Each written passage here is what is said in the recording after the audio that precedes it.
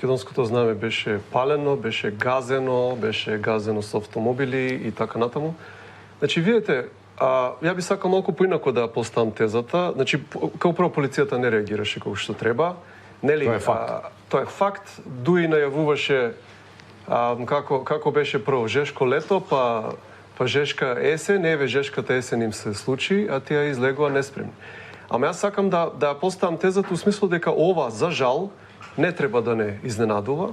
Ја мислам дека албанскиот политички фактор работи на ово од 2001 до сега и под покровителство на големите македонски партии, значи или условно речено македонски партии, СДСМ и ВМРО-ДПМН, тоа фактички го остварува. За жал кај нас, албанецот, граѓанинот по потекло, етничко потекло, албанец е дефиниран како антимакедонец, како се антимакедонско. И тој го видовме. Значи не може он да слави ден на албанското знаме ако не го гази македонското знаме.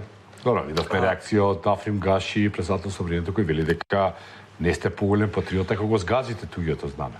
Да, ама тука... Сега да не генерализираме, не сите албанци...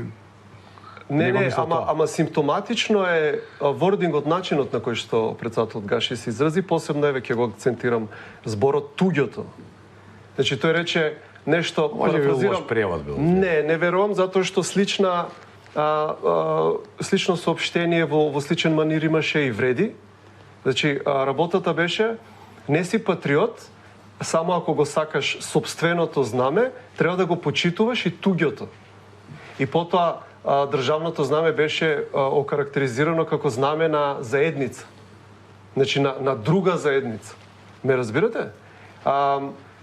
Тоа е тој концепт на една албанска нација, фактички во три држави, Албанија, Косово и Западна Македонија. Тоа сме го видели од претходно делувањето на ДУИ. Значи, гледате, сакаат децата да учат од исти буквар, потоа имаме различни фестивали кои што шетаат и слично. И со бришењето, со постепеното бришење на граници, кое што треба да се случи кога ќе влеземе во ЕУ, фактички ја имаме една друга варијанта на голема Албанија, значи во никој случај не се гаи, тоест се гаи антимакедонизам, прво непочит према државата, непочит према законите, непочит према државните инсигнии, према химната, грбот и во овој случај фактички знамето.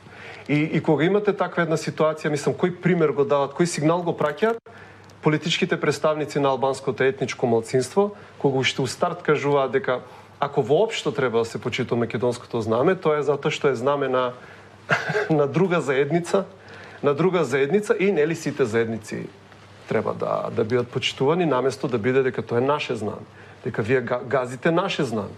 Никаде зборот наше знаме не беше употребен. Најмногу што беше употребено беше државно знаме.